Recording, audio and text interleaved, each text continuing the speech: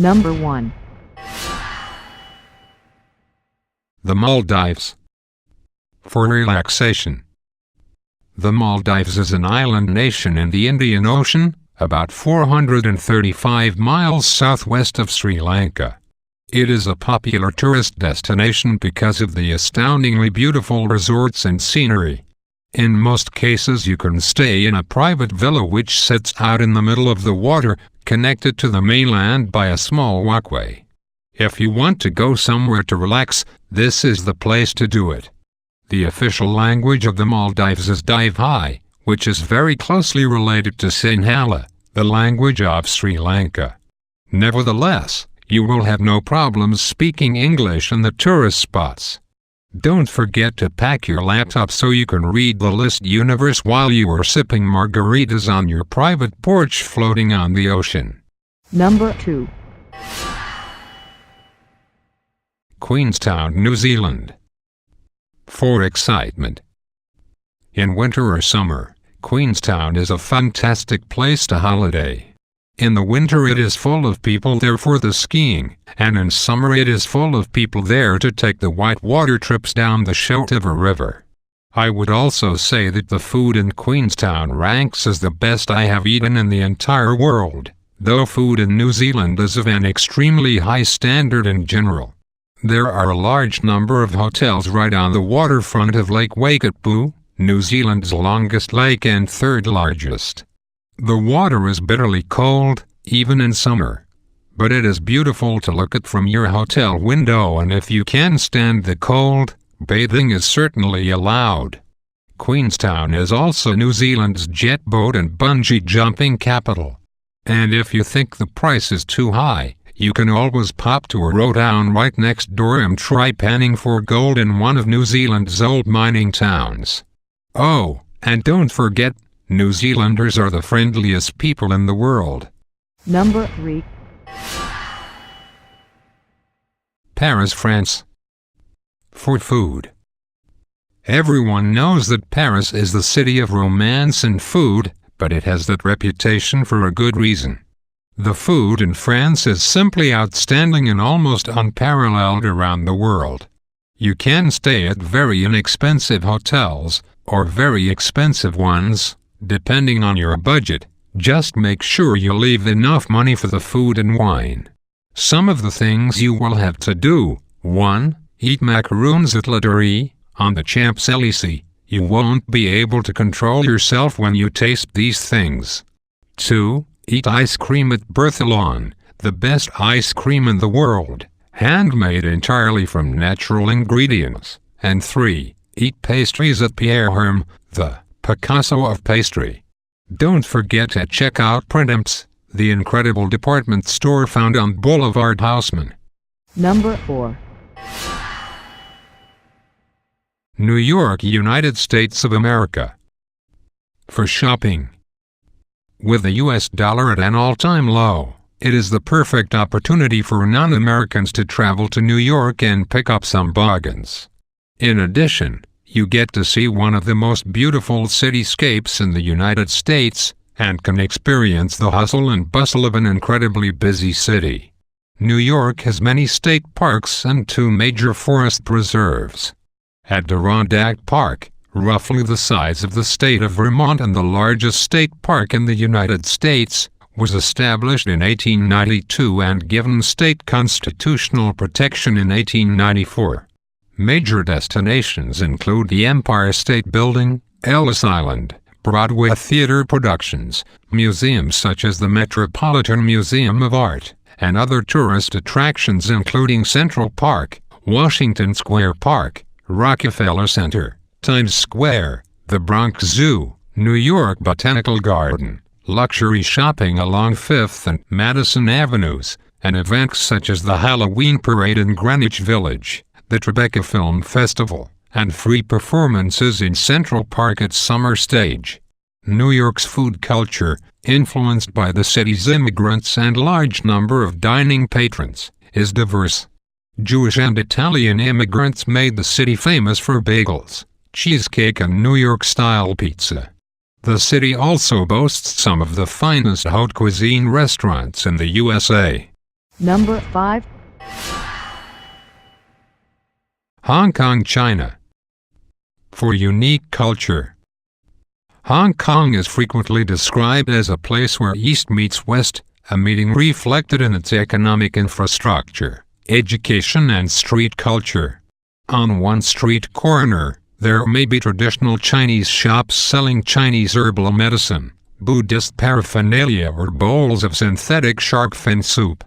But around the next, one may find theaters showing the latest Hollywood blockbuster, an English-style pub, a Catholic church or a McDonald's.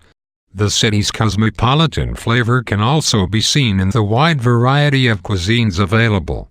While different varieties of Chinese selections, especially seafood, are most popular, there are also many European, American, Japanese, Korean, and other restaurants. Ethnic dishes served in char-chon-tangs and dai-po-i-dongs are also popular. The people of Hong Kong take their food seriously and many top chefs make their way to the city to show off their talents to these discerning diners. The Hong Kong government also supports cultural institutions such as the Hong Kong Heritage Museum, Hong Kong Museum of Art, the Hong Kong Academy for Performing Arts and the Hong Kong Philharmonic Orchestra. Number 6. Venice, Italy. For history.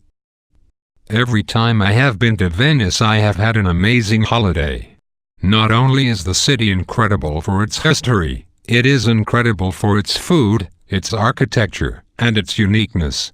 I have been in both summer and winter and would suggest that either of those seasons is perfectly fine for a visit. In summer it gets very hot and crowded, and in winter it is not crowded but can be a bit on the cold side. If you are interested in old churches, this is the place to go. There is one around every corner. The ambience of the city is one of mystery and rich culture. I recommend the Hotel Bauer, which is just a few meters away from the San Marco Square, the heart of the city. One of the best things about Venice is that you can leave your hotel and just start walking. You don't need to worry about maps as you will eventually find your way back to the hotel.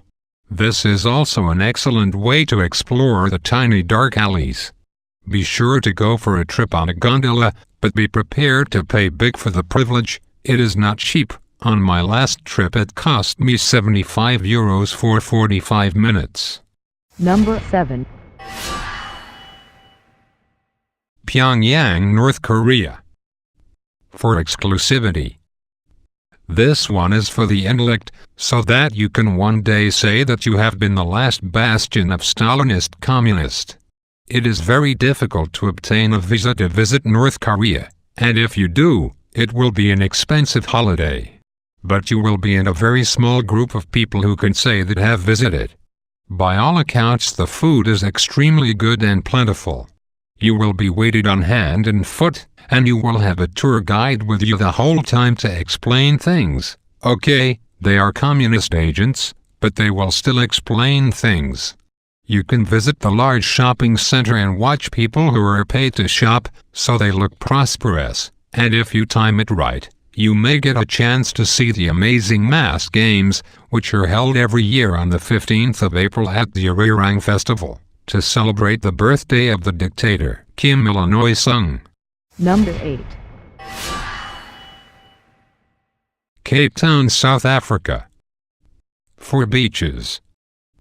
Cape Town is the third most populous city in South Africa, and it is the most popular tourist destination due to its good climate and natural setting. It is the home of the famous Table Mountain. Due to the city's unique geography, it is possible to visit several different beaches in the same day, each with a different setting and atmosphere. Cape Town is noted for its architectural heritage, with the highest density of Cape Dutch-style buildings in the world. Nightlife in the city caters for all tastes, with a range of restaurants and cafes that are generally recognized as including some of the finest eateries in South Africa, both in food quality and decor terms. Nightclubs and bars abound, with popular areas including the top end of Long Street and its immediate surrounds, as well as the redeveloped Cape Malay Quarter, de Waterkant. Number 9. Sydney, Australia. For the nightlife. Aside from having the most deadly creatures in the world, Sydney is a wonderful place. It is vibrant and pumping at all times, though especially at night. If you like the nightlife, this is the destination for you. Australian people are very friendly and the crime rates are reasonable.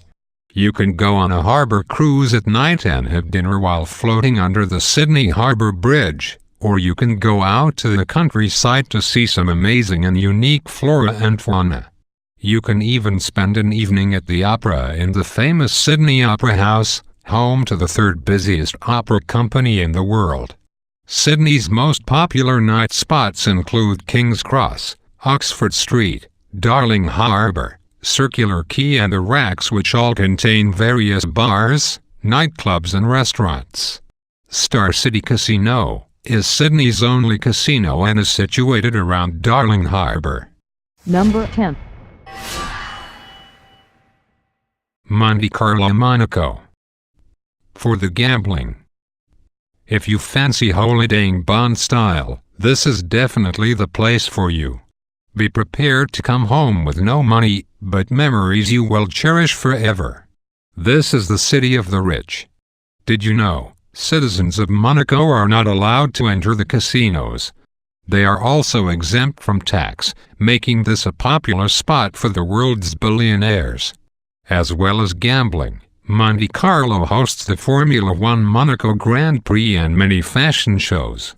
This country was, of course, home to the American actress Grace Kelly, Her Serene Highness the Princess of Monaco, before her death in 1982.